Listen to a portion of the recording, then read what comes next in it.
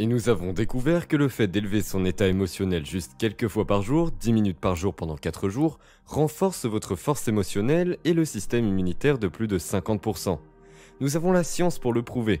Et nous avons mesuré les changements génétiques. Nous avons mesuré 7500 régulations génétiques différentes.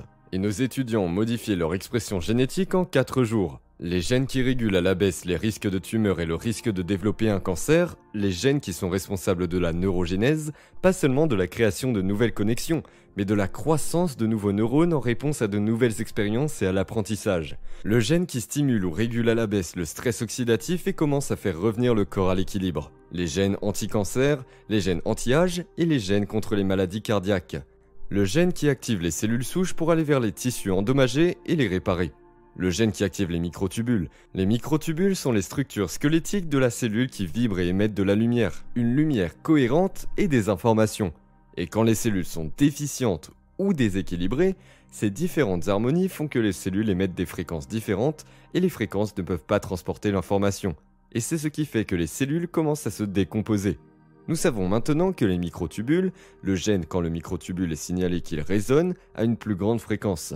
Et donc notre recherche la plus récente a été de mesurer la longueur des télomères, et les télomères sont les plus petits lacets de l'ADN qui chaque fois qu'une cellule se divise, il abandonne un peu de ce cordon, et donc le corps commence à vieillir biologiquement. Ma question était donc de savoir si on pouvait inverser ce phénomène. Et donc nous avons sélectionné 32 personnes au hasard. Nous leur avons demandé de faire de la méditation 5 à 7 fois par jour pendant 60 jours. Et 74% de ces personnes ont vu leur état s'améliorer et la longueur de leur télomère a changé. 40% ont changé de manière significative. 23% ont connu un changement spectaculaire. En d'autres termes, ils ont repéré un certain pourcentage de leur vie. Les télomères étaient en fait allongés, et surtout concernant une dame. Nous avons mesuré les télomères au début de l'événement. 4 jours plus tard, nous avons mesuré les télomères et nous avons mesuré les télomères 60 jours plus tard. Les scientifiques m'ont dit, vous ne verrez aucun changement dans les télomères 4 jours plus tard parce que les télomères, comme je le comprends, sont comme des cheveux ou des ongles, ils mettent du temps à pousser. Mais j'ai dit aux scientifiques, nous voyons des gens récupérer leur audition après une méditation. Pourquoi pas une fois, 2 fois, 3 fois? Nous avons des gens qui ont des éruptions cutanées, qui sortent d'une méditation et dont les éruptions cutanées ont disparu et qui bénéficient d'une amélioration biologique. Alors j'ai dit, si ça se passe en un rien de temps, ce n'est pas un phénomène newtonien. Il ne s'agit pas d'un changement de matière, on parle plutôt d'énergie qui change la matière, ce qui est un phénomène quantique. J'ai dit, si cela se produit, est-il possible que leur télomère puisse s'allonger en un temps très court? Il s'est arrêté un long moment, puis il a dit, vous savez, je pense que c'est possible.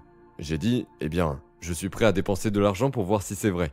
Et nous avons eu une dame la longueur de ses télomères en 4 jours, ce qui est vraiment significatif. J'ai donc rassemblé toutes ces données et j'ai écrit un livre intitulé You Are the Placebo, Making Your Mind Matter.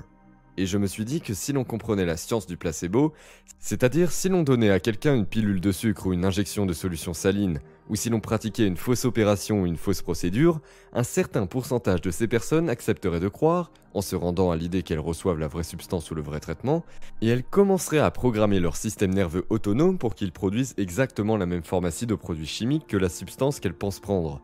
Ce n'est pas une conversation autour d'un dîner à prendre à la légère. Cela signifie donc que cette pilule, qui est une substance inerte, est un symbole qui représente une possibilité dans le champ quantique. Et ils commencent à penser à cette possibilité appelée guérison. Et un certain pourcentage de ces personnes vont commencer à se sentir optimistes, enthousiastes, ravis, inspirés. Ils combinent une intention claire avec une émotion élevée et commencent à reprogrammer leur système nerveux autonome. Vous n'avez pas besoin de la pilule de sucre ou de l'injection de solution saline pour combiner une intention claire avec une émotion élevée.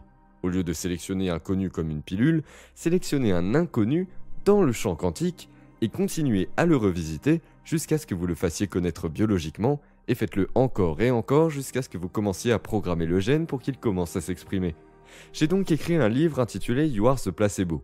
J'y ai montré certaines des sciences et puis quelque part dans le livre, nous avons commencé à avoir des scans de cerveau complètement différents. Je veux dire, les neuroscientifiques qui venaient nous étudier pendant ces moments s'inquiétaient que nos étudiants aient des crises d'épilepsie parce que la quantité d'énergie dans leur cerveau était et est dramatique.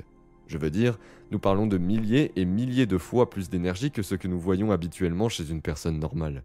Et donc, ils pensent probablement qu'on devrait emmener ces gens aux urgences. Ouais, non. Et il est arrivé que nos spécialistes du cerveau crient à la crise d'épilepsie pendant un événement parce que la personne qui passait le scanner était un médecin de Londres qui s'est connecté à ce champ d'informations et son corps est entré dans un état de grâce et d'amour qu'elle n'avait jamais ressenti de toute sa vie. Son cerveau a explosé et on lui disait « crise, crise !» et elle pensait « si c'est une crise d'épilepsie, j'en veux plus ». Nous avons commencé à réaliser que lorsque les gens passent d'une concentration étroite à une concentration ouverte et qu'ils commencent à prêter attention à ce champ, ils restent présents avec lui. Ils en font l'expérience, ils en deviennent plus conscients, moment après moment après moment. Ils arrivent à un moment où tout d'un coup, ils commencent à s'y connecter. Maintenant, les hormones du stress créent la séparation. Il y a moi ici et il y a toi là-bas. Et l'espace et la distance qui nous séparent. Et puis il y a moi ici et puis il y a mon futur dans mes rêves, loin là-bas.